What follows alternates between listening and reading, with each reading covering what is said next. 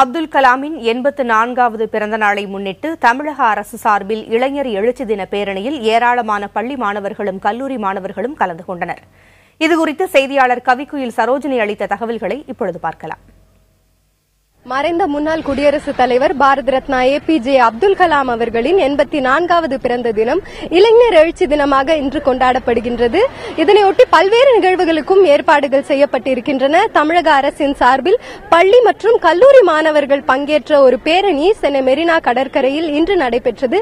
இதில் 500க்கும் மேற்பட்ட பள்ளி மாணவர்களும் 200க்கும் மேற்பட்ட கல்லூரி மாணவர்களும் பங்கேற்றனர். அப்துல் கலாமின் முக்கிய அறிவுரையான கனவு காணுங்கள் என்ற அறிவுரையை முன்வைத்து பதாகைகளை ஏந்தி இந்த மாணவர்கள் பேரணியாக நடந்து சென்றனர்.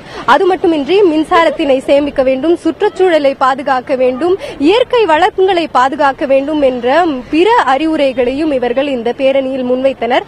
அப்துல் கலாமின் அறிவுரைகள் அனைத்தையும் பின்பற்றி 2020 இந்தியா வல்லரசாக அனைத்து முயற்சிகளையும் எடுப்போம் என இந்த மாணவர்கள் உறுதி பூண்டிருக்கின்றனர். இந்த பேரணியானது சென்னை காந்தி சிலையில் இருந்து லேடி வில்லிங்டன் கல்லூரி வரை நடைபெற்றது. சென்னை மாவட்ட ஆட்சியர் சுந்தரவல்லி இந்த பேரணியினை துவக்கி வைத்தார். பள்ளிக்கல்வித்துறை அதிகாரிகள் பலரும் இந்த பேரணியில் பங்கேற்றனர். புதிய தலைமுறைக்காக ஒளிப்பதிவாளர் மதனுடன் கவிக்குயில் சரோஜினி.